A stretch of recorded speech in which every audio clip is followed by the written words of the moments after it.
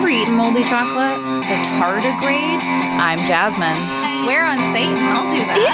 That's my headcanon. Okay, into it, all of it. I'm Mells. I love it. Dumb. Wait a minute. And if you're watching TV, I love it. Make sure it's damn fine TV. This is amazing. That was awesome. Oh my god. Okay. Drinking rotten berries and celebrating our impending death. I'm Jay. Fresh out of Xanax, I'm Mells.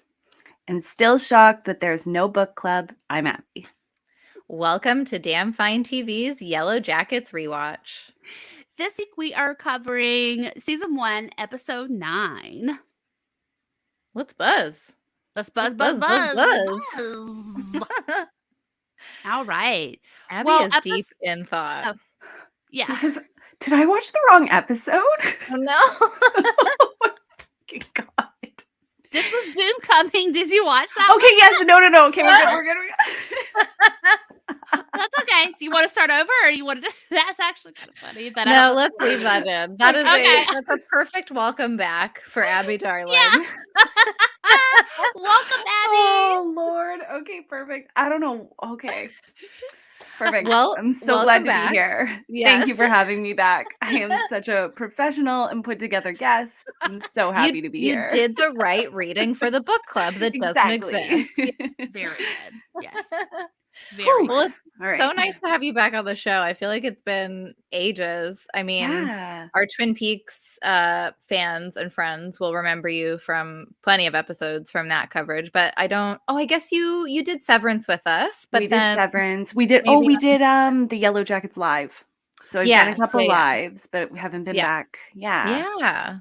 So it's so nice to have you back. Well, so let's dive into our overall thought. No, let's do a summary. I'm wrong. Yeah. Mells, let's have the summary. I'm so sorry. Well, no, that's okay, because I'm going to give it to you. I'm going to give it to you, okay? All right, episode 9, Doomcoming. The girls and guys party like it's 1996 for Doomcoming when things get horny and deadly thanks to hooch and shrooms. In present day, Jeff battles with murder, cheating, botched blackmailing, and the fact that there is no book club, while the ladies reach out to Misty for help disposing of Shauna's little secret. Whew. Woo!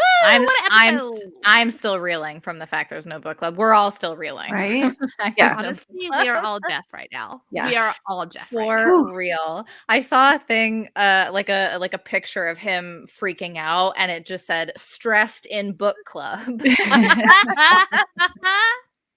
Oh gosh, I love it. So good. Okay, guests first. Abbie, what are your overall thoughts on Doomcoming?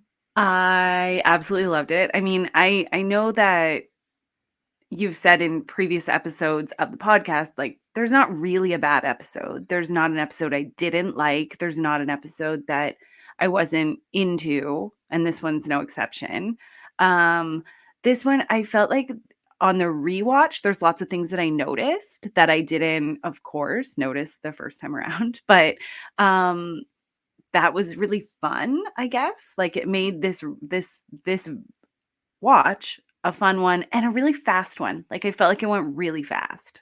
It felt like a really quick episode. Like, yeah. Because there's so much happening. Yeah. And especially like so I noticed looking back at my notes, that stretch of the plot in 96 goes on for quite a while. Totally. But it doesn't feel like it because it's just like moving. So yeah. This episode is awesome. I mean, book club is iconic. I mean, it's never not going to be funny. Yep. And so many wild things happen. It's a really great penultimate episode for the season. I think it leaves us in such a great such a great cliffhanger, such a great like amped up moment to get us pumped for the finale. But there's a couple things that I'm really irritated by in this episode. So I will bring them up as we go through. Oh, I can't wait. Hey. I'm sure you guys are probably frustrated by them too. Like, they're kind of obvious things that are just like, what the fuck is going on here? But yeah. Okay, well, for me, same as Abbie, this is so when I first started watching Yellowjackets, this was the episode that had just come out. So I binged all the way through this episode, and then I had to wait the week for the finale. So Wow. yeah, so this holds a special place in my heart because this was a real cliffhanger for me, RIL. But no, like I love this episode. I it's hard for me because this and the finale, I think they did such a great job because like you watch some seasons of television and the penultimate episode will be so good and then the finale will leave you like, well, so you get more out of like the penultimate than you do the finale. Mhm. For this one, like both of them are so great.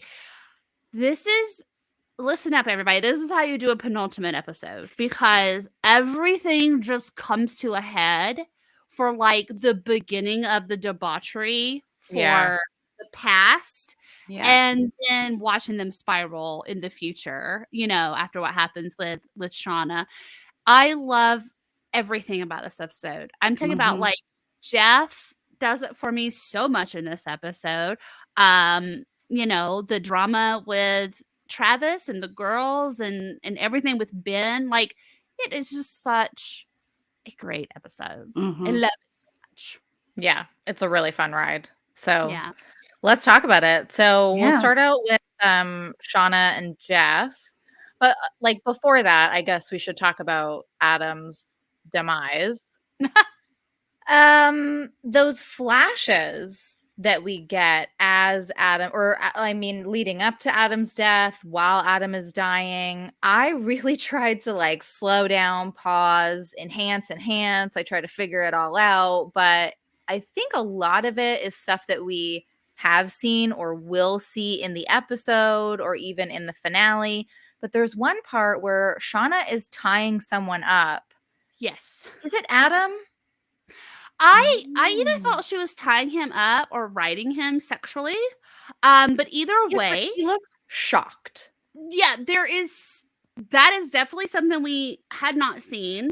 And I'm curious as to if we will see it in season 2 because all of the other flashbacks I made total sense to me except for that one. And I will Mhm. tell you right now, after I saw the finale the first time through, that one flash during this death scene and this murder sequence, I was just like, where was it? Like, Yeah. why it doesn't fit, but there's got to be a reason that it's being shown. So anyway, but that one still, like, I knew in the flashes that was obviously going to come because like even a year later or however long it's been now at this point, I'm sitting here like still confused over what was taking place during that scene or Yeah. that flash that we see.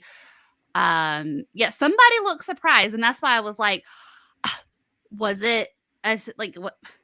Because we only She looks shocked, like she's never orgasmed like that in her life. I'm glad you said that like, because for this me can it happen. was like the O face, and we all have discussed at great lengths.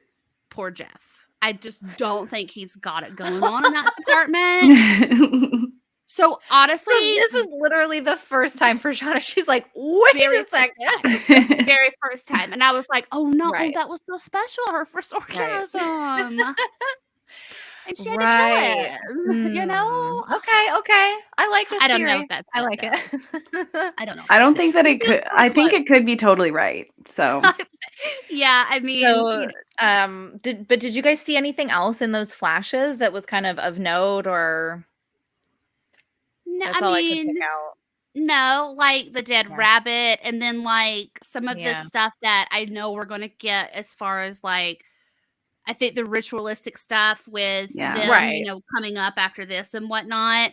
Like I could piece everything else together Mhm. except for that one. And I was like, man, Right.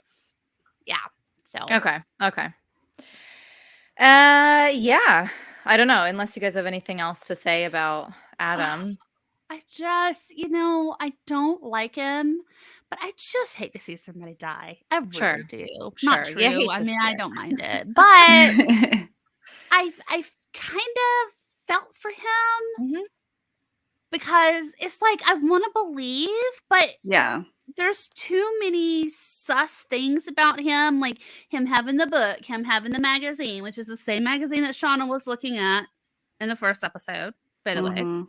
Anyway, like, sure, he might have Googled her, but it just didn't feel right. And Yeah.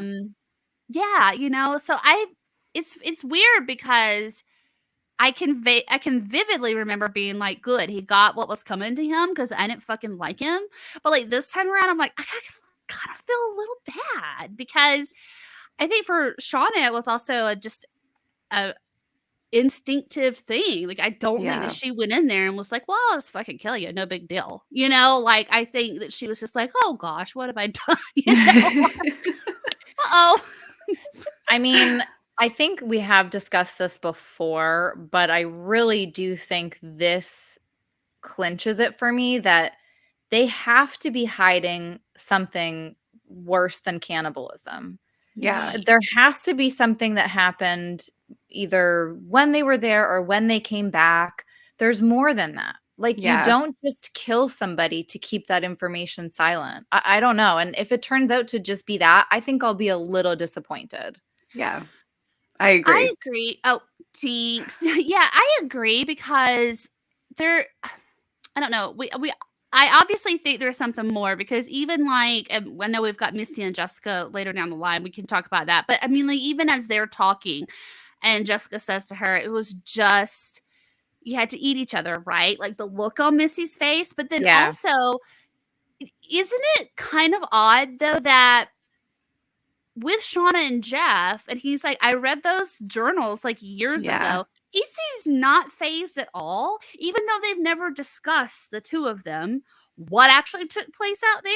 So I'm like, Jeff, are you really just an airhead? Like, if it was that big and brutal, I would think some discussion at some point, especially now that your wife knows that you read Yeah. her journals and you blackmailed her, that something would come up where it's like, hey, listen, all right, I read them. Yes, I know about the big bad. But he just seemed so nonchalant, like you were young and you were like the verbiage that he was using with her. I was like, now he's acting like it was no big deal, whatever they did in the woods, right? So, Yeah. but then Yeah. again, I don't know how detailed the journals are, but knowing Shauna, it feels like it would be a little more detailed than just like, well, today we had to eat, Mari. I don't know if that's true, but you know what I mean? Like, well, today we had to eat her, Yeah. oops. Yeah. But I do think that that's sort of what this show does, right? It plays with the idea that like something is so huge and like so worth murdering someone over.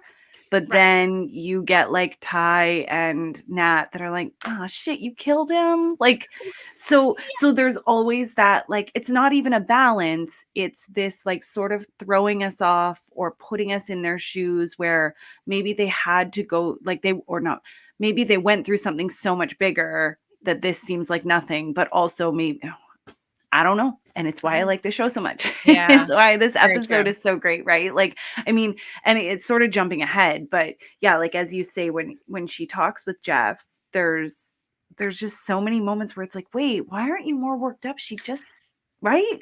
Right. She And I just told guess you so much stuff, but him not being worked up kind of does connect to things being way worse and way bigger. And I yeah. mean, do we really want to gauge the seriousness of this based on Jeff? And what I mean by that is, here's the thing: if Scott came home and I was like, all right, oopsie, I killed somebody, like I would expect a reaction other than, oh God, great, okay, well, what are we gonna do? I'll just cover for you. That would never happen. It would be like, holy shit, why did you kill somebody?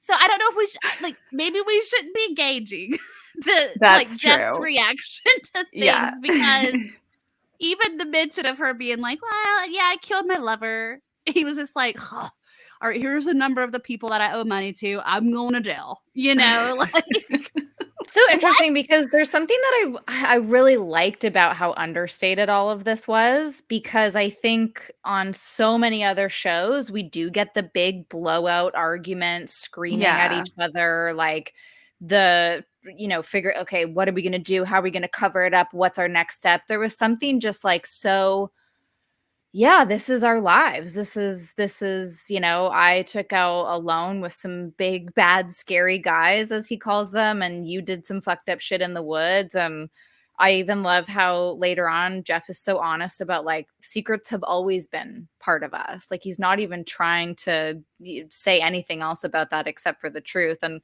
I don't know. Yeah, something about how it was just very like, this is what it is, felt very refreshing to me. I agree. The rest of the episode had so much wildness to it that to have this be serious and like Jeff was truly ready to be like, here's the plan. I'm going to turn myself in. This is what we need to do. Like, they took it seriously. It just wasn't like over the top, I guess. I don't know. I liked that. And I feel that way about a lot of the storylines within this show, because there's a lot of things that are building and culminating, and we know they're going to come to a head at some point, but I don't feel the same stress that I felt in, like, say, a Weeds or even like Breaking Bad, where it's just like, how the fuck are you going to get out of this? Like, at least with Jeff, it's like, okay, we're going to figure it out together, right? And it's like an easier watch while also feeling that tension and like the stress and all that. Yeah. And then even like, later when Shauna is so Melanie Linsky made me cry in this moment when she's like, you read my journals, and now even after all of this, and you can tell that she's trying to ask, like, do you even still love me? And Jeff doesn't even need to hear that. He just interjects with, yes, I still love you. But that's also not this big moment of like music swelling and getting up to hug each other and kiss each other, because it's so much more complicated than that. So like, yes, that moment is super understated and kind of quiet, but it holds so much in that sort of like silence. And I don't know, like, yeah, he loves you, but that's not going to fix everything. Right. So it's still going to be really complicated and fucked up. Yeah. Yeah. But bless Jeff's heart, because from the jump when Shauna is like, hey, babe, do you know where this glitter came from? And he's like, glitter? What's glitter? He's like, has no chill, does not know how to like fake it at all. And then from there on out, like, his mind is just blown repeatedly. Yeah. No book club. So you killed somebody. You're sleeping with somebody that you killed. And it is almost like everything isn't that bad until there's no book club. That's what really threw him over the edge. And even that, he has that reaction and they cut to Misty. And they just let that be that like, oh my God reaction, but they don't like milk it, for anything more. It's just the Shauna and Jeff stuff is, in comparison, so like normal almost to like the Doomcoming stuff, but I think it's my favorite parts of the episode. Yeah. I really like them. I do too. We love you, Jeff. Yeah, he can still get it. He can get it. We just have to teach him something. Okay. Anything else about them? I guess they make this plan to sort of continue with the secrets, just not between the two of them, between, Shauna and Ty and Nat. But yeah. Anything else here? I don't think so. So are we just talking Jeff and Shauna, or specifically that scene? Oh, just Jeff and Shauna in general. Okay, yeah, I do have one thing. Hold on. So just to pick up on something you sort of brought up already, Jasmin, like Jeff says, we've always been these people. We've always had secrets, right? He also says, like, because of what Shauna says, because of what we did out there. And that, just going back to what you said, or what the question you posed, like, this has got to be something bigger. Like, this is not just, like Alive, where they had to eat each other's butts because they had no food. Like, something bigger happens. And Jeff has read the journals. Jeff knows, but whatever it was so big, and maybe like so morally ambivalent that's why Jeff has never brought it up. Like, it's one of those, well, I don't know, what would I do if I was in that situation, right? And I think, like, that's what we continue to get from Jeff and Shauna interacting. But then the other part that I just loved, like, the moment was when Shauna says, does anyone else know about this? And he says, Randy Walsh. And she goes, Randy Walsh? I love Melanie Linsky's delivery. So good. Like, and specifically her as Shauna, she is, as you say, like, understated, but not too, it's just so comical, but also, like, we know how gutted she is that fucking Randy knows what's happening, and it's the best. Well, we know that Randy's at the Jolly Hitcher because him and his gal are on the out. So it's just kind of like, really, of all the people you had to fucking tell Randy, best friend or not, And Jeff has such a good response to that too. It's like, well, he's my best friend. Like, I had to reach out to somebody. And he's like, and Shauna says, but why not me? And he's like, hello, safe, full of secrets. So right. And like, it's like, that's such a healthy response. Like, it wasn't like, I can't tell you. It's, I needed to tell someone, and he's my best friend. And that sort of, like, that theme of best friendship and friendship in general, like, it's just like, yes, I want that. Keep giving that to me. It is so sweet. So love it. I know. I agree. Yeah. I'm glad it's all out in the open and we know that Jeff is the blackmailer. I remember I was like, whew, that blew me away the first time. So this was such a big moment. I still, I remember Tyler and I just, like, totally busting a gut over that scene too, where everything gets broken down between the two of them. And I mean, it's so good. Such a great reveal. Great. Well, and it's good too, because, like, so the episode back, obviously, when they were in pursuit of, now we know it was Jeff, right? Like, I'm not saying, like, oh, how could I not know? Like, no, like, I would have never guessed it. But when they see Jeff driving away, I was like, oh my God, well, I know what Jeff's car looks like, because Shauna was hiding from him. Like, when she was on her way to, like, when she was stalking him or whatever, right? Yeah. But this was, it's just, I don't know how often Shauna goes in that safe, but it's kind of like, it's just funny to me because, she looks in there, the journals are gone, and then they're back in there. And I kind of want to be like, Jeff, you could have at least, like kept him out a little longer or something. Like, you just, like, sealed your fate. She could have went on thinking it was Adam. You know what I mean? Right, but, like, just the fact that he put those journals back. He's also so sloppy. He knew that he got hit with a barrel full of fucking glitter. Like, nobody has vacuumed up that glitter yet. That's also another thing I love, because I'm like, I totally wouldn't have cleaned that up. You know what I mean? Like, but Jeff's not within that amount of time. No, but you would think, though, because he has enough wherewithal to be like, shit, I just got glitter bombed. Yeah. Like, let me make sure I didn't dust any glitter all over the person I stole money from's house. Correct. All right, well, let's talk about Doomcoming, or I guess, like, things leading up to Doomcoming. So, well, I want to say this right off the bat, just because it's got nothing to do with Doomcoming, but I have a confession to tell everyone. Controversial. Oh, here we go. Up until about 13 years ago, now I've always loved The World I Know. I've always loved this collective soul song. Okay.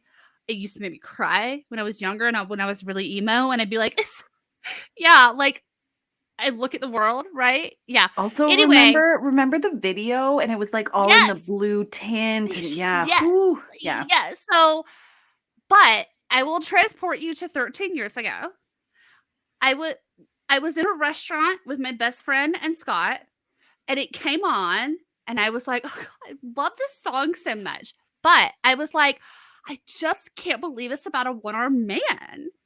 And they were like, what are you talking about? And I was like, because I'm the one-armed man. And they were like, it's the world I know. And then I haven't even got to the controversial part. This is a Curb Your Enthusiasm moment. Of all the fucking things, my best friend Molly was like, oh my God, the man at the table behind you only has one arm. And he did. And I didn't see it because my back was to him. And I'm over here yelling about how these lyrics clearly say the one-armed man. Oh. So anyway, Wow. all that went flashing through my mind as they were preparing for their homecoming, to this song. And I was like, one-leg man could be Ben. So it very well could fit here. But anyway. So I shared that with you. Wow, Only what a 13 story. years ago did I stop singing I'm the one-armed man. Or it's That's the such one-armed a man. specific song to have written. Yeah. Well, I can't that's wait what- to I can't wait to re-listen to this song. Right. Well, Yeah. The And thing is hear I was that. thinking back to like when I would cry and be some emo because I was like, God, I mean, if I only had one arm, I would walk up on high and cry too. Because I only have one arm. Oh man. Okay. All right. Doomcoming. Okay. Well, let's talk about Jackie before everything here. Like, Okay. she's definitely over it. I mean, she's not eating anymore. Mhm. She's feeling pretty, I think, cynical and jaded, especially after finding out about, what Shauna and Jeff have been up to. And honestly, like, yes, she's being very passive aggressive with the whole like, oh, do you like him? Because like, I wouldn't want us to go after the same guy. But I really don't know that I can blame her for any of this behavior in this episode. I really am like on Jackie's side. And I now remember why I went out of season 1 really liking Jackie and kind of forgetting about some of the stupid shit that she did earlier in the season. 100%. So, I mean, right.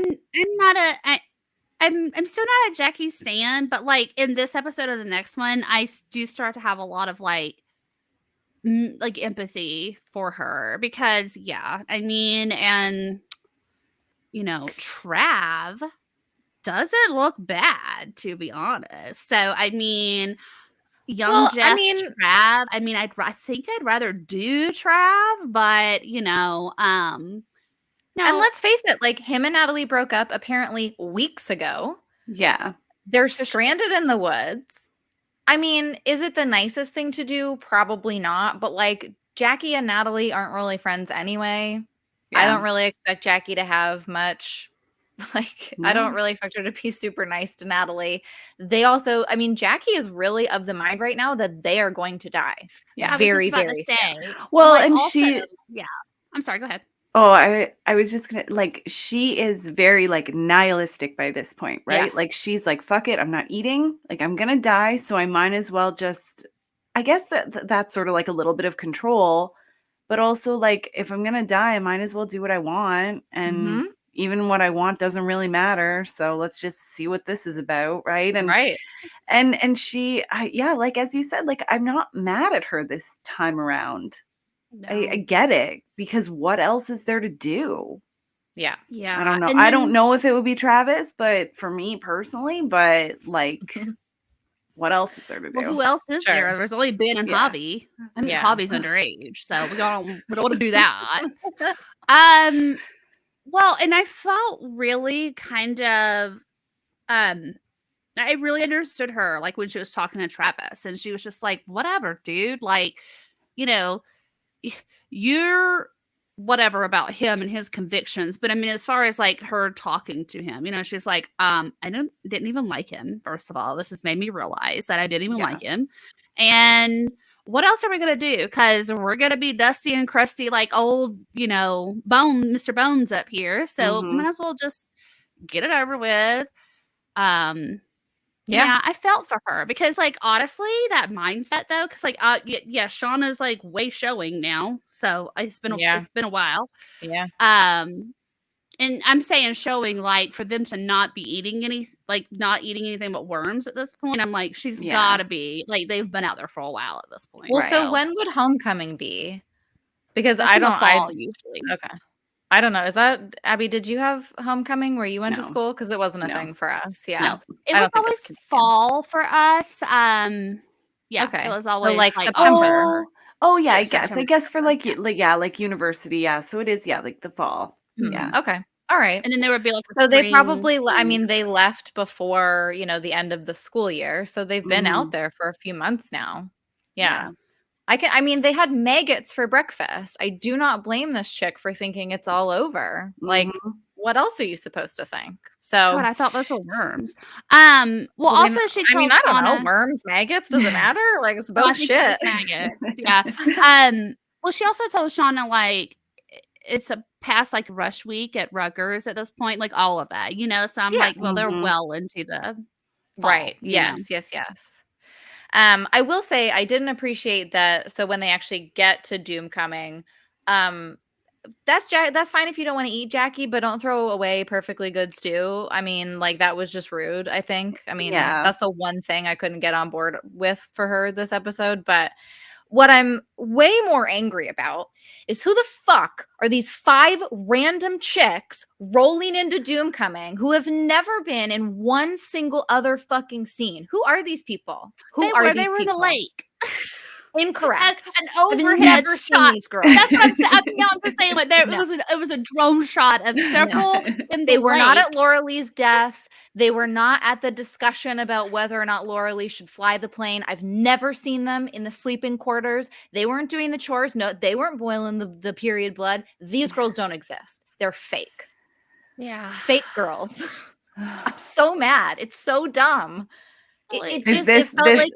Was this one of your problems? Okay. So mad about it because it's so unnecessary. And the only reason I feel that they're doing it is to pad out the numbers so that later on they maybe don't have to kill some of our like main girls because they're going to be able to kill some of these new people that decided to get stranded with the Yellowjackets. Jeez, I'm so mad about it. It's so dumb. Well, it is kind of okay.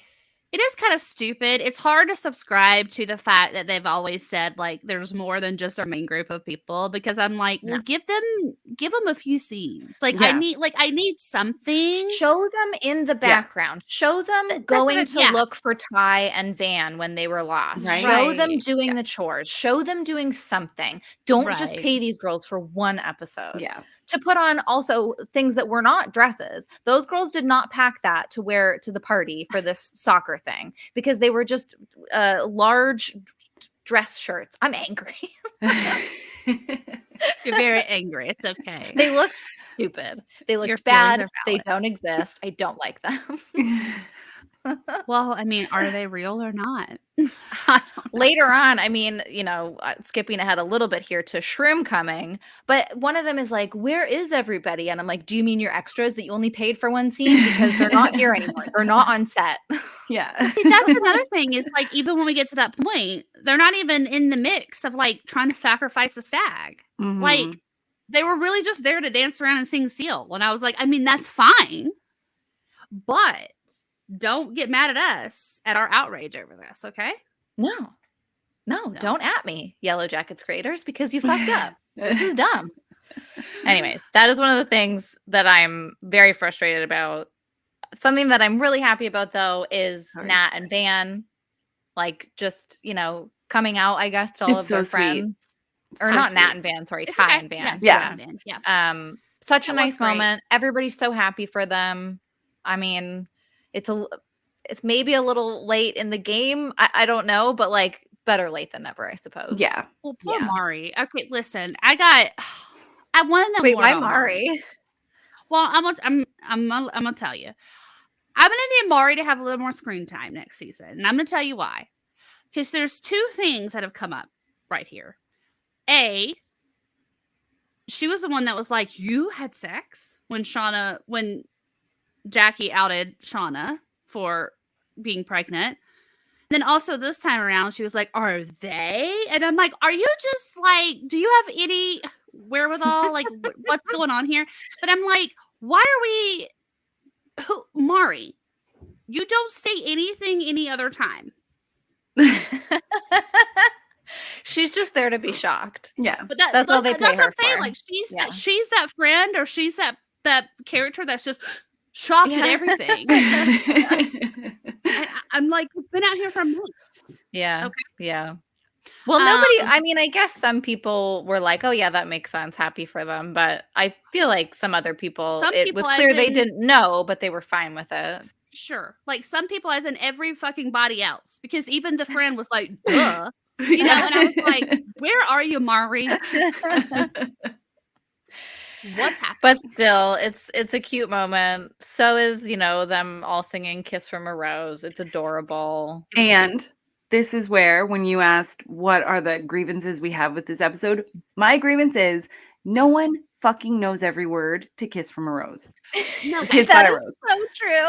I don't even know the fucking title. And when they sing the first line and I already forget it. Like I forget what the first line is. Used to be a grain tower. A grain tower? I only know the lyrics I never because of the show and the subtitles. I never knew that. Yeah. And I learned it from this episode. You're so right. Right? Yeah. And this is not to be a plug for my podcast, but we did extensively talk about this song from the Batman Forever soundtrack. Yes. And essentially Seal said these lyrics make no sense. They don't make any ever sense. like do not try to decode them. They're just words that were put together because they sound okay. And to me, I'm like, they sound okay. Like, I mean, I fucking love this song, as did everyone else in 1996, but I had no idea what I still say Rolodex for the chorus. Like I don't know what the words are, and that is what pisses me off here, because no one would know what they didn't even they didn't have lyrics.com then. No, they did not. I mean, what's the best they're gonna do if they had a CD player? If they might have seen the lyrics on the insert, but you had to buy a Seal CD whatever. Exactly, you need the Batman Forever CD. soundtrack. You're not getting the lyrics, okay? No. Now, also back to obviously just told also they probably had a cassette, but that's what I'm saying. Yeah. And have you ever do you recall trying to read the inserts on a cassette? Yeah, you need a magnifying glass. So there used to be a great you gotta pause it. You gotta pause it real quick. Hold on, God damn, it's going too fast. Hold on. There used to be play. Okay, go. Okay. But I just revealed that I'm not the best at realizing what lyrics are to songs. So you cannot tell me that all of these girls knew that it was Kiss by the Grey and it wasn't Kiss on the Grave.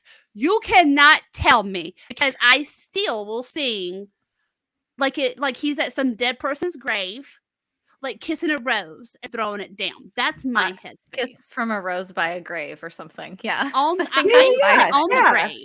grave. Because I'm that's like, somebody died and they're visiting. It would have been very cute if there was a part where all the girls were like, that would have been more relatable. Yeah. More believable. So much more relatable. Totally.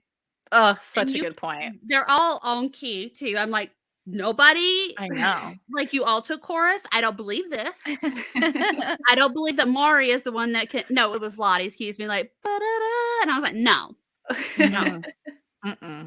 Anyway, don't get me started. I mean, listen, this is an unbelievable, one of the most unbelievable parts of the show, as is Jackie finishing on her first time. Nope. Well, I'm very curious. I'm very curious. Well, you think Travis is that good on his first time? No. Not in that position either. And he's on shrooms. Yeah, he doesn't even. That's what I'm saying. Yeah. Let's break it down. He's on shrooms. How did you get an erection? Okay, let's just be frank. Time. It's his first time. You don't know what you're doing. You just don't.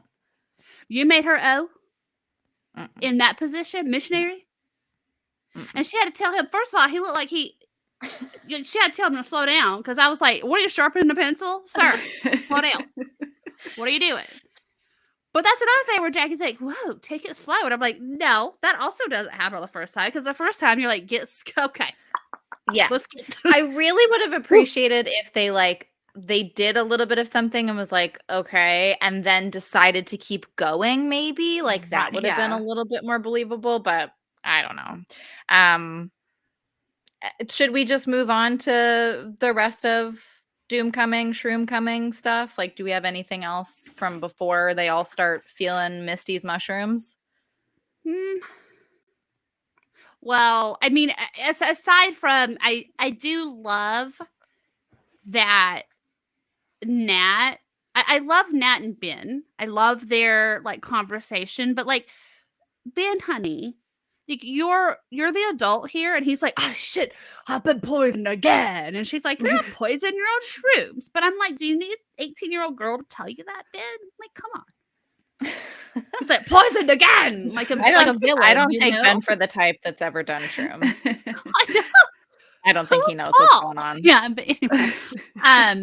No, but I do love, like, you know, she gives him the liquor and she's like, I haven't really had a taste for it or whatever. And out of everyone, she still seems to be the most lucid, you know. Mm-hmm. I don't know if it's because she's away from that cabin too. Like something about that cabin, you know, the energy or the whatever it is happening, the supernatural shit, like her and Ben are far enough away that maybe it's not like, you know, affecting her like that. But that, and I think she's done mushrooms before, so she at least has a handle on that part of things. Like she's not, I mean, she's probably tripping, but she's, you know, she doesn't just think she drank a bunch of rotten berry juice and got really drunk. Like she's, you know, she has an extra level of awareness. Well, yeah, she's the only one. Yeah. Because whatever's happening. Okay, like here's another. I'll go ahead and be honest about this too. First time I did shrooms, I'm gonna tell you right now, I wasn't howling at the moon. Mm-hmm. And I sure as hell wasn't trying to cut nobody open. The biggest revelation for me was I tried to act like my parents' Chiweenie that they had, which is a very small dog. I was like, God damn, his paws are so big. Yeah, that's definitely way more what it's like. At least in personal experience, I've never gotten so aggressive. Right.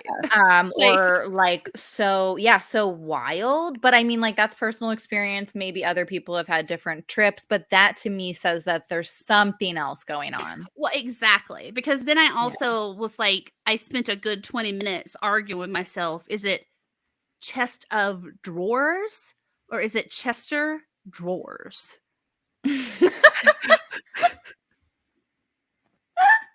Now, sit on that for a while. Now, that was my first time with mushrooms, okay? And they were bold, just like what they had done. It wasn't in a stew, it was in Kool-Aid, but had been cooked in Kool-Aid. And a majority of my time was being like, whoa, this small dog's paws are super big. And is this dresser... Is his name Chester? You're not gonna get one over on me, Chester. I see you, Chester. Like, don't fuck with me, Chester. I know what you're up to. Oh man, great. And you know what? Like, just to pick up on that, but then to also, I guess, to also revert back to Nat with the vending machine. I think that these scenes are like a good reminder that Natalie isn't this like wild, out of control, you know, person struggling with addiction. Like she did have a lot of control, and she does have a lot of control, right? Like she found the booze under the porch or whatever as a teenager, didn't drink it because she said it didn't really interest her. And then she's super hungry at the motel in present day, gets so pissed she smashes the vending machine, but only takes the M&Ms, right? Yeah. So we're getting this, like, just those little hints of like restraint. And I love that, especially because I know how many episodes was it just previous where she was pretty spirally. right? Oh yeah, like like maybe it's a one or couple two. episodes. Yeah. Yeah. So I really like that. It's not like a redemption, but it's just those reminders that Mhm. she does have this level head. And of course, by the end of this episode, that's important. Yes. Yeah. Yeah.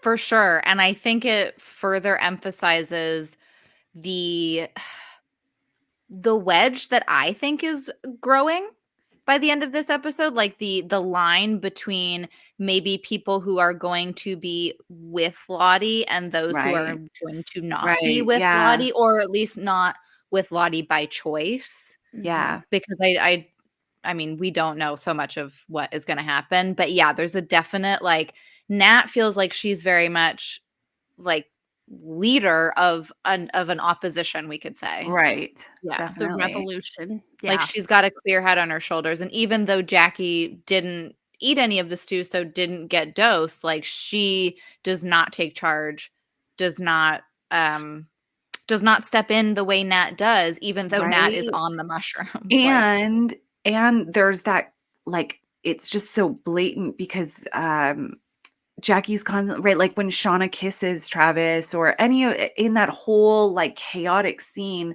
like Jackie keeps looking at Travis. She's like, "Aren't you going to do something?" And then she looks at Shauna. "Aren't you going to do something?" Like yes. she's literally saying, "I'm not going to do anything." Right. And Right. as you say, she's the only one that's not on this hallucinogen.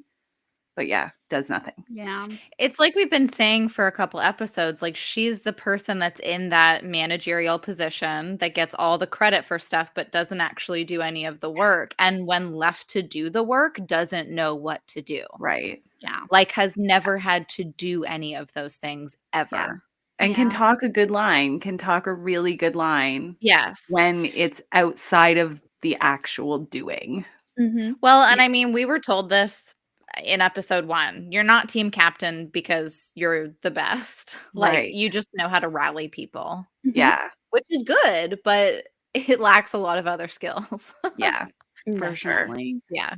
But again, I have no issue with her and Travis, honestly. I mean, she gives him the choice and he decides to go ahead with it, whereas these girls just attack Travis. Yeah. And at first he's into it, but then he very clearly says no and stop, and it's so uncomfortable after that. Like Yeah. it's just and I appreciate the show for like flipping the script basically, because so Mhm. often we see it with the gender roles reversed, and yeah, it's just Mhm. I don't know if good is the right word, but like worthy, valuable, interesting, Sure. like yeah, Mhm. to see it Yeah. from this different way.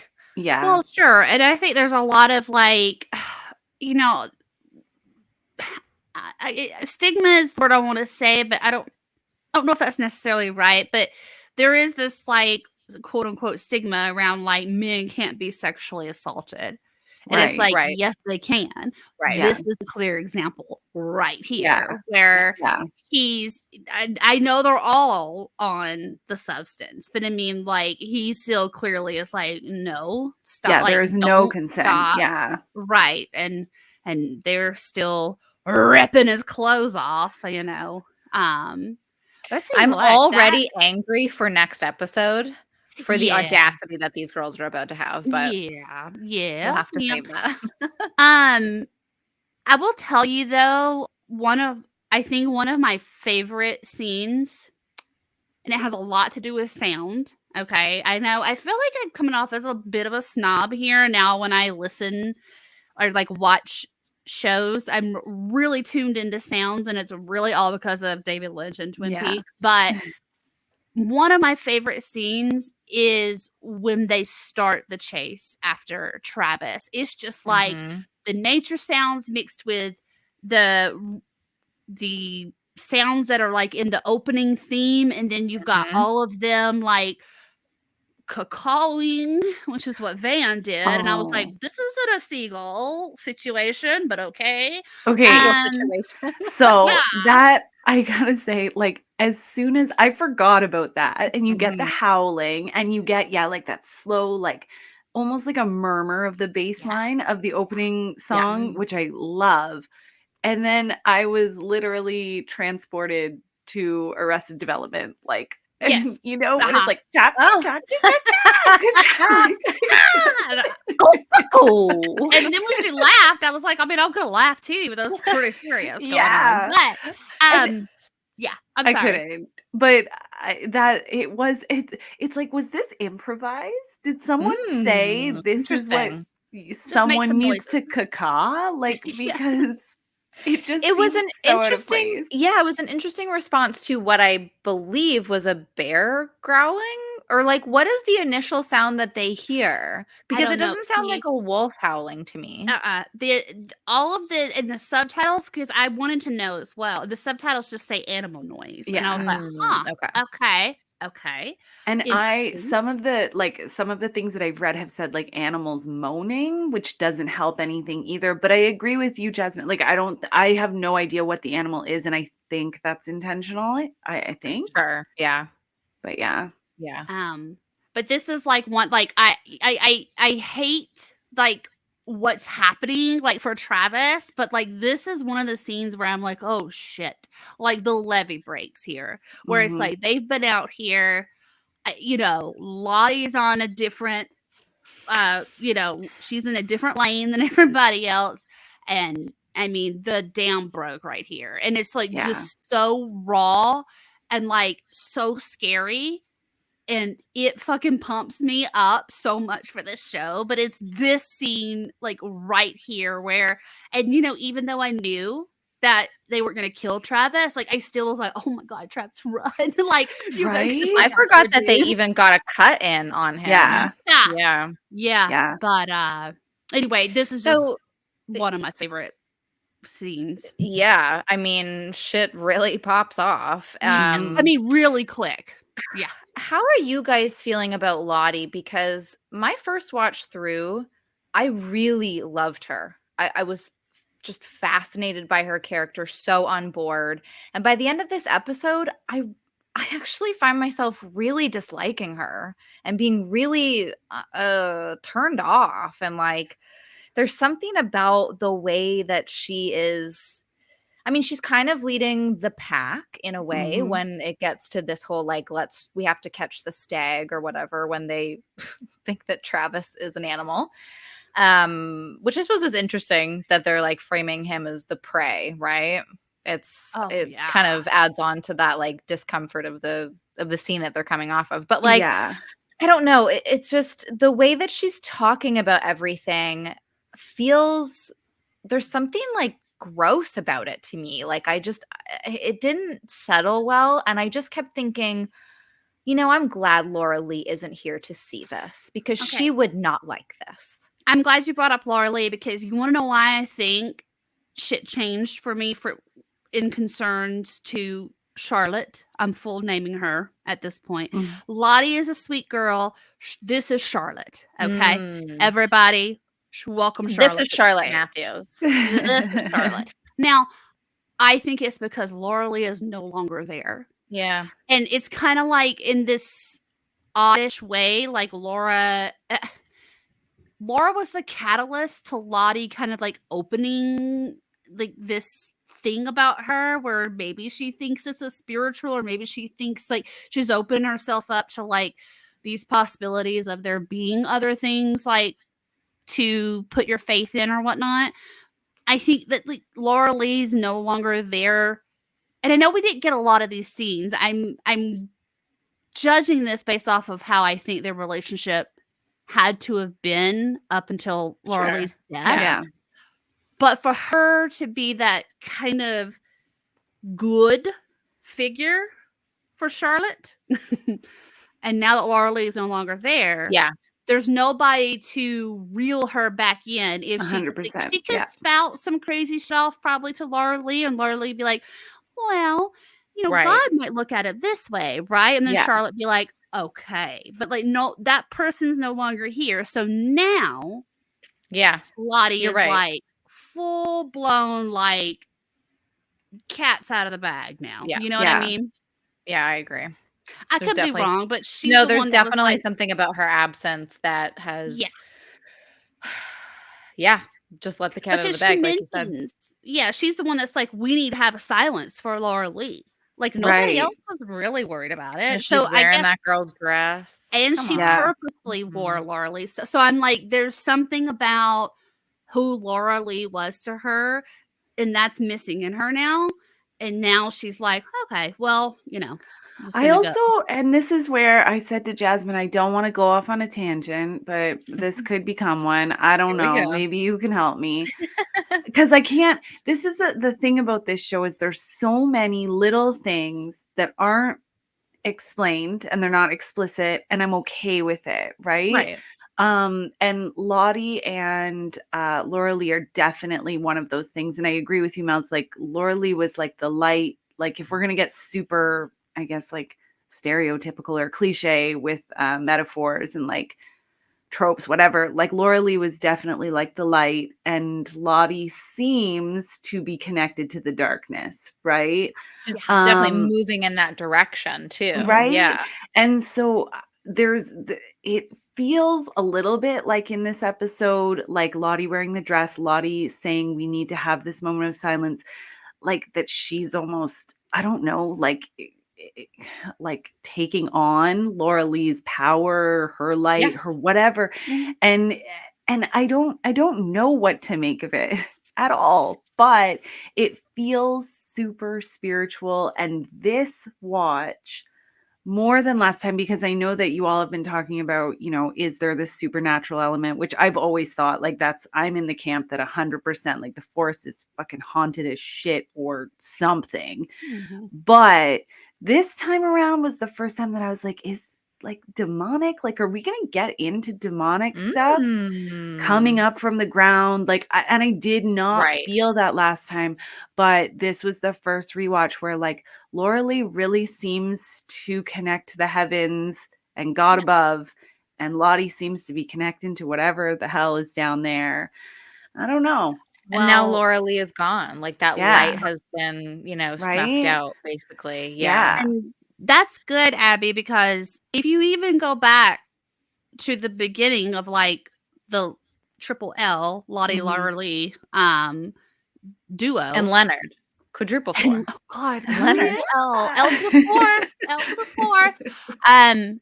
But no, like when she baptizes Lottie, and she's above the water, Lottie's under, but then also like the imagery from Lottie is definitely under. Like it's an underground. It felt very like if you were to, and I don't want to. When I say Hades or something like that, I'm not talking about like literal hell. I'm just talking about like some dark shit was happening in Lottie's head with the altar, with everything that was going through her mind. And then the eclipse of the sun with like Laura Lee's little head in it. So like there's a definite connection to like some type of darkness or shadow for Lottie and Laura Lee being the light. Right. So love this. Yeah. And then now stop me if do you have anything else? I don't want to go to something totally different. This still connects because again, this rewatch, like there were things that became so obvious that I would have never caught before. And one of them was when everyone starts tripping. And like, I think the beginning of the hallucinations is, I can't remember who says it. It might be Van, where she's looking at Ty and she's like, Ty looks like a tree. Oh my God, Ty, are you a tree? And right, like, it's like this connection of Thaisa and the tree. And I like the nature being this kind of dark figure that we know becomes dark in the future, right? Like, I don't know. Yeah. This is how my tangents always end, where I'm like, I don't know. Yeah, but I mean, I love that something. because that's another way that the show is playing with that line of like, okay, was it the shrooms or is there something else going on? Because I mean, Thaisa is the lady in the tree. Like, I mean, she has this connection, right? But where did is there something deeper and darker bringing that about where they are right now? Or is Van tripping out and seeing her girlfriend as a tree? Like, Yeah. Speaking of those two, gorgeous scene of them just like under the moonlight, just loving up on each other. I loved it. So happy for them. And I'm sorry, Van, you don't look that bad. whoever did that No. stitching should be teaching medical class Yeah. because like it's perfect and you look fantastic. Yeah. It was Shauna, right? No, Shauna was telling Missy that somebody else had it. Anyway, it doesn't matter. Yeah, I don't remember Yeah, they it, did a but- great job. Yeah. I love the imagery too, like rubbing in the dirt, because you know that's obviously like like the color spectrum that was like Yeah. obviously like to portray the shrooms. But I just was like, oh my god, like all of this is so like beautiful and sexual and like goddessy in some way, and I'm like, oh, I love this whole imagery, this whole scene. It's beautiful. Yeah. And we get it's the total opposite from like the Jackie Travis, right? Which is happening at the same time.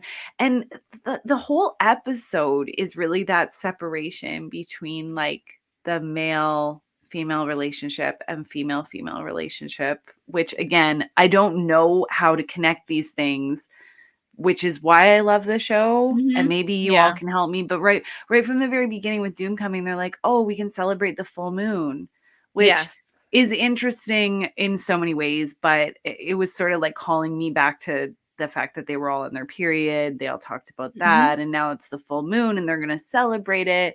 And then we only get things becoming more and more obvious with like the Travis Jackie sex is weird-ish and totally unrealistic.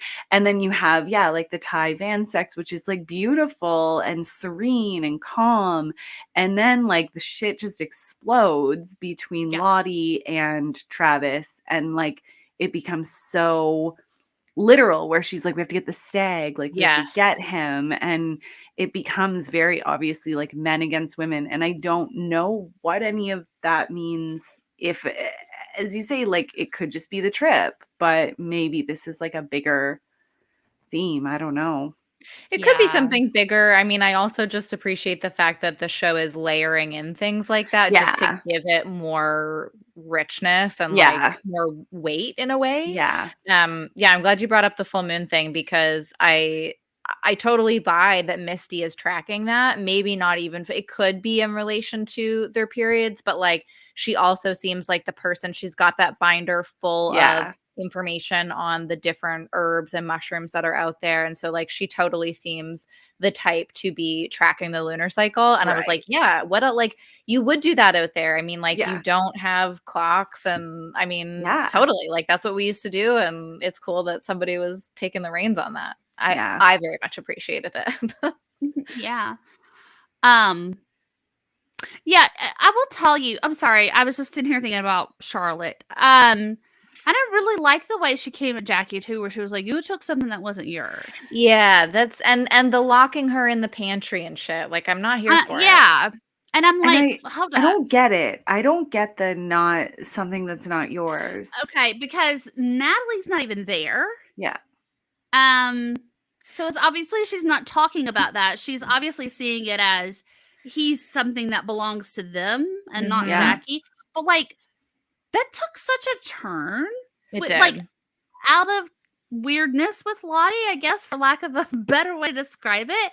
Because like I just inferred all this stuff about Laura Lee, like I haven't seen any like stuff really that treacherous between Jackie and Lottie. For Lottie to be like, you took what wasn't yours and you're no longer in charge, and I'm locking you in the pantry. Like this was a clear like woohoo, like you know, whoa, you know what I mean? Like she took on some of like Laura Lee's power, but she also like stripped Jackie of any of hers. And then she also says, it's in all of us, even him, even you. Right. Yeah. What do you mean, Lottie? Charlotte, tell me. But yeah, I don't know. Everything she said, I was just like, shut up. You know, I'm gonna tell you this too. And then I'm not gonna say anything else about this scene. But I did not fucking appreciate all those girls when they were like, look at the back of her dress, you know, with the blood stain. I was like, ew, stop. Like, we don't do this to each other, okay? No. Like, that whole thing felt so yucky too, where I was like, stop. don't point that out for her. Yeah. You know what I mean? Like, leave her alone.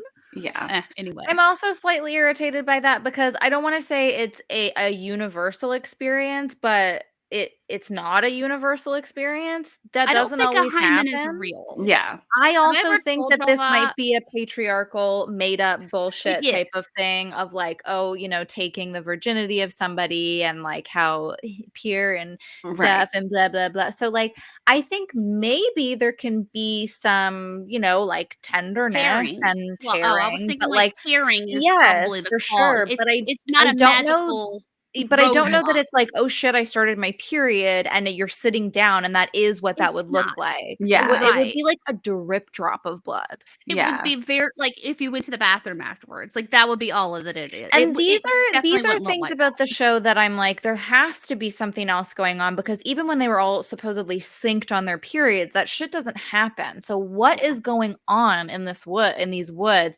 I could totally see Jackie bleeding because the spirits were like, yes, sacrifice, give me that blood. Right? Yeah. And there Bless could you. be something more ritualistic about this virgin losing, two virgins basically Mhm. losing, quote unquote, losing. I hate Yeah. that whole Ugh. thing. But, anyways, that's a Yeah. whole other podcast. But there could definitely be something of offering up, sacrificing something Yeah. within that.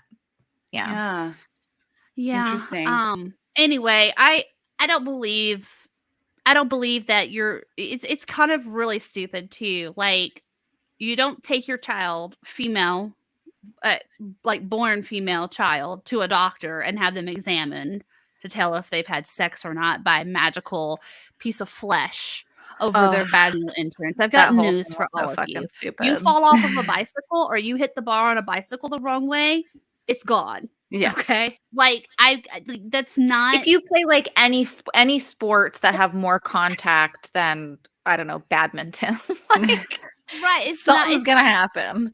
That's just something that really irritates me Yeah. because I'm like, that is, I feel, very male Yeah. driven Yeah. type thing because I Yeah. feel like universally females know that. So so this is what I mean. Like, I feel like it has to, because one of the creators of the show is a woman, I believe. Yeah. So there's got to be something else going on. I hope Yeah, I so. mean- I hope it's not just that like kind of lazy writing, right? Like Yeah. it's just an easy way for everyone to figure it all out I in think that's that what it is, though, to moment. be honest But with you. I mean, yeah, as unfortunate as that is, I feel like it is an easy way for it to hype up Yeah. whatever's happening in that scene because obviously, like, oh gosh, she's got a blood stain on her Yeah. dress. That means she just, took what wasn't hers or whatever. So yeah. Anyway. Well, speaking of hyping up, we have totally forgotten to hype ourselves up at some point during this episode. So we should hype ourselves up right now. And you know what, Abbie, please hype yourself up. Where can Oh, people find out boy. more about you? I know you have a fantastic podcast. I don't know if you guys are still on hiatus, but thanks. share all the things with our listeners. Well, thank you. That's so lovely. What a nice break. Yeah, so I do a podcast with my friend John. We're called Sidetracked with Abbie and John. You can find us on socials at Sidetracked with Abbie and John, Jon. Pod's on the end. I always forget that. We're on Instagram. That's through my Instagram as well because I have my own business where I create custom jewelry. And then I just added like upcycled apparel this year and I love it. Oh yeah, look at you all layered up there. So lovely. So great. So yeah, that's what I do. And I'm also just I really love your podcast and I'm so happy that you guys had me on ever. Oh yeah, and if anyone wants to check out my business page, which also acts as my personal page where I share lots of things about music and Twin Peaks and movies, it is Abbie Darling Customs.com. That's my website. And then Instagram is Abbie Darling Customs as well. Yeah. And TikTok. I have a TikTok now too. Oh, you do. Oh, okay, the clock. Okay. I feel like TikTok really brings me down a notch. Like anything that I'm like, this did well on Instagram, I'm like, oh, TikTok, 6 views. Thank you. Yeah, I had that experience too, and I Yeah. very quickly was like, "No, thank you. Yeah. Bye-bye." But yeah, so I'm Amazing. thank you for ever letting me plug myself. I'm Of very bad at course. doing it, but I appreciate it. No, of course. And we'll have all those links in the show notes for people to check out. But Thank I'm sure you. people have heard us talk about Abbie and how much we love her jewelry. And I mean, I've literally had to hold myself back from buying any of the upcycled sweaters because I will literally just buy them all. So I've told myself I have to wait for the perfect one. And I And know you it's do. coming. And So, that's what I love about this branch of my brand is that I want people to like buy something that they will wear and love forever forever. because Yeah. we don't need to buy things we don't want. We need to Right. buy things we love, love, love and It's keep just them so hard forever. because they're all so cute. So it's hard to not want to buy Oh, all of them. thank But you. You're yeah. a darling. Well, I have 2 sweaters and I have a pair of Oh leggings yeah, Mel's. or leg warmers. So I love them. Okay, I didn't know that you had You're 2 sweaters. We'll have yes, to show Mel's them Spoke to off. got me. It the spoke to me lion though. one. I You're the have the I have best. the I had the lion one and then I have a really cool like red black checkered Oh yeah, very Twin well, it's not Peaksy. checkered, but it's like that poncho material that I Yeah, Yeah. absolutely love from the 90s, when everybody yeah, wore the ponchos. Mel's, So you're yeah. the I best. definitely know that one. I remember seeing that one on the site for sure. and then I They're have There's all the so been cute orange though. leg warmers and they've been coming in handy in this 18-degree weather. Yeah, I you're the bet. greatest. Ugh.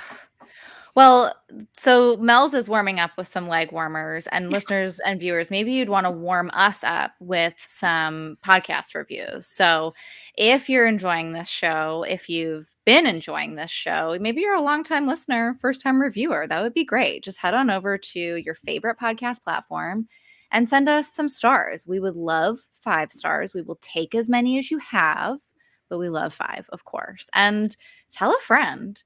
Like, let's say you're out for drinks on a Friday and people are talking their favorite podcast. Why don't you drop in Damn Fine TV and say, you know, that Yellowjackets show that's coming back? They're going to be covering it. It's going to be great. So we would really appreciate that. Yeah, so give us a full moon, which is all 5 stars. I love it. And then tell a Please friend, but moon us on your Right. favorite podcast platform. moon us, and then also at your next Doomcoming, let Yes. everyone know. Yes. Okay. Just instead of music, put on an episode. Yeah, I'm sure you it'll go. go over really well. Ad lib some of our favorite quotes from here instead of a Seal song. Yeah. So you could also catch us over on Instagram at Damn Fine TV. That's true. And you can also find us at patreon.com/damnfinetv. We have lots of extra bonus videos, a Discord server.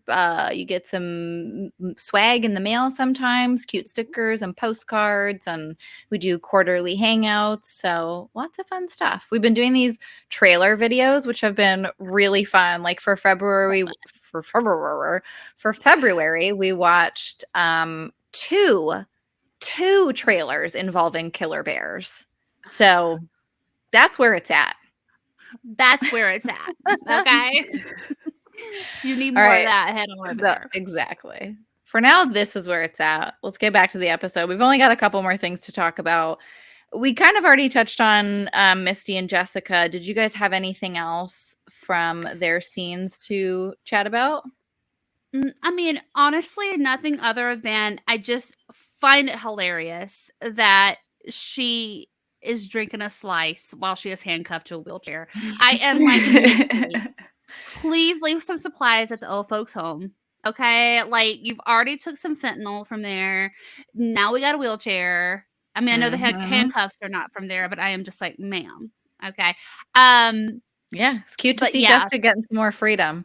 Although she looks really out of it. Like she looks rough. Yeah.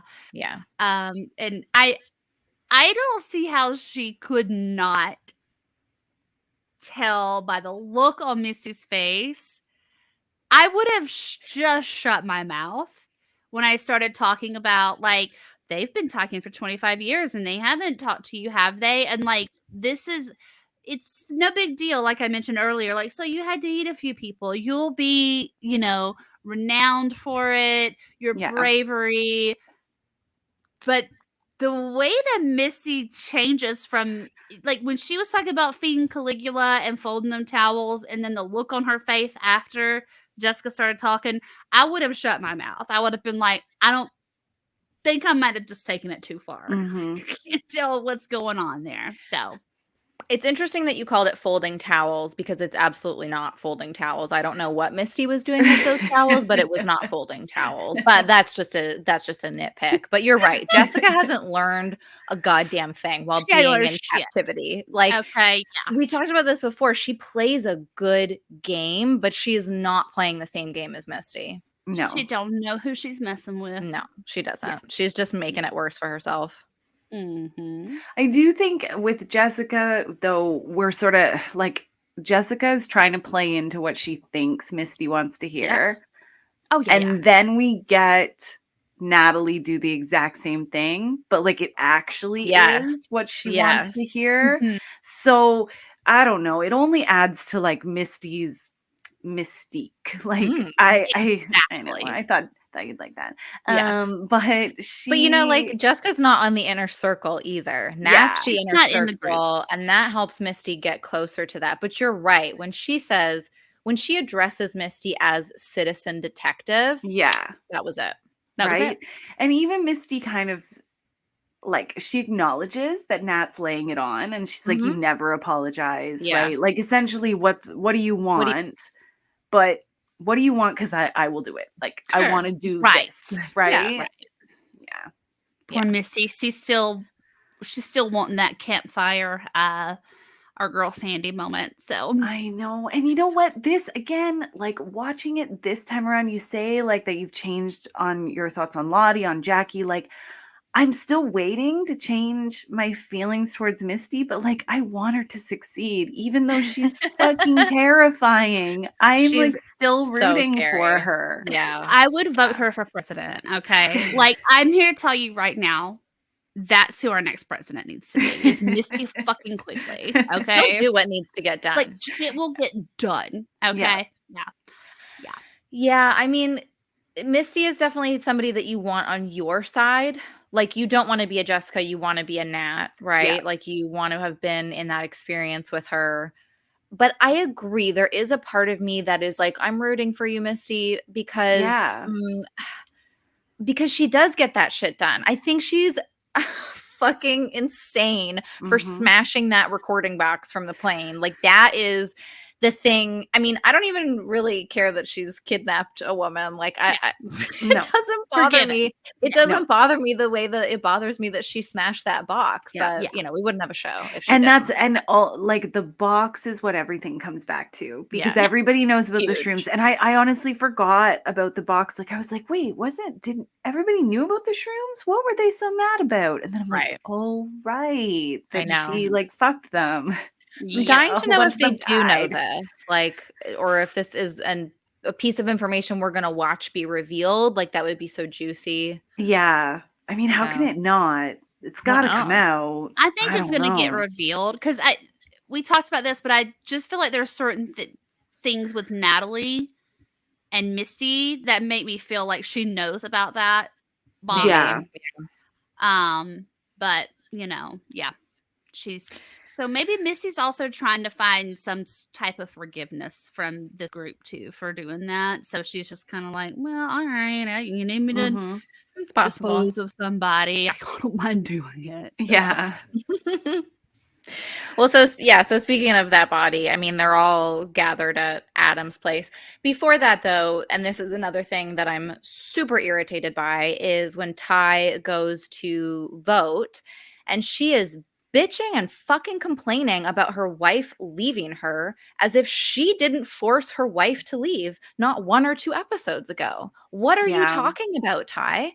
And so I have to wonder, is this Ty putting it on purpose? Is she playing a game here, or is this not great writing?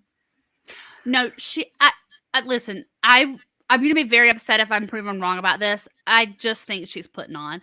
And I think that she is more devious than we know with Ty. That is a possibility. There's a reason she, in my opinion, I know she wanted to be a lawyer. Her and Shauna talked about that. I just feel like there's a reason that she went into being like the natural or like the land lawyer or whatever. Yeah. Like, I feel like Yeah. she plays a Yeah. much bigger role on both sides probably than we even know about at this point. And so I feel like this is her playing a game.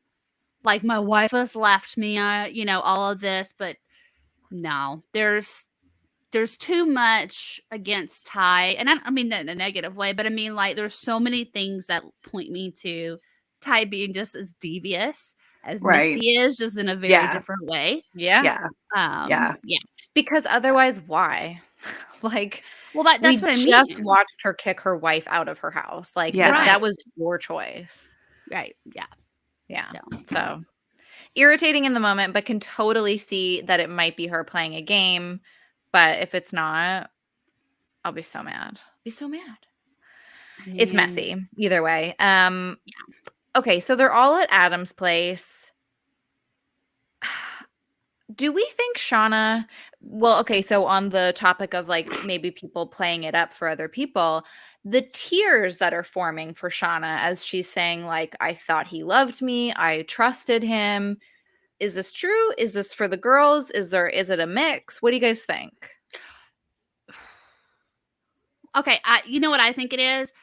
I think she's putting on. Like, I don't think that she means anything that she's saying, but I think the emotion is real because of everything of how it's escalated.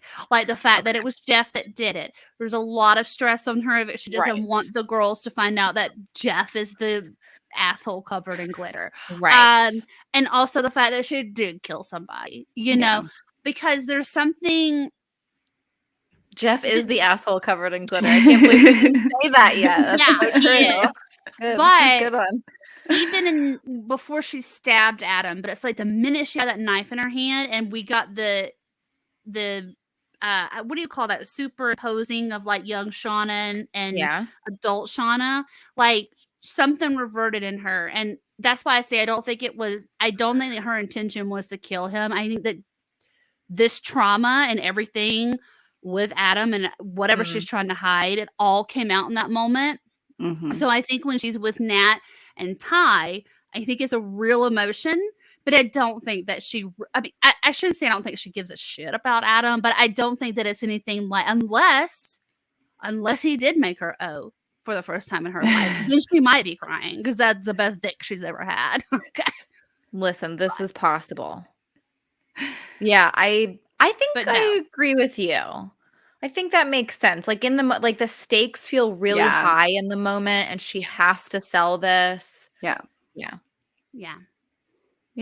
Because honestly, the way that Nat's coming at her, because Natalie obviously wants to know the information about Travis. Like, for her, it's a one-track mind. Like, I don't think she really gives a shit about the money or anything else. Like, she's like, you fucking killed him before we could figure out what he knows about Travis. Yeah. Like, for her, the blackmailing is not the forefront of her mind, but Shauna's got to sell it. Like, oh, I freaked out because, he was coming at me. He attacked me. Like, she really has to sell this because Natalie's probably going to be the one to figure out that maybe some links are missing here. You know what I mean? Maybe, yeah. But I'm frustrated with Nat in the moment because, like, there's no proof that the blackmail and Travis are even connected. Yeah. Like, and I get why she thinks that. And Nat is very much the type to be that one-track mind and just, like, ignore other evidence possibly and just, like, that's what I think I'm going with it. But, like, you don't know that they're connected. And, in fact, we know there's, like, really no connection at all. And so, anyway. She's just so, as you said, Mells, there's so much emotion in both of them that it's not that it seems unnecessary or misplaced. It's just all bubbling, right? Because even Natalie has to know that this is not 100% going to give her answers, but she's just got so much bubbled up. And I think with Shauna's tears too, a little bit of it could be that she's upset that she's lying to them, right? Yeah, because she is really leading them on and also being super devious, using that reluctance or that regret to fuel the believability of this. And yeah.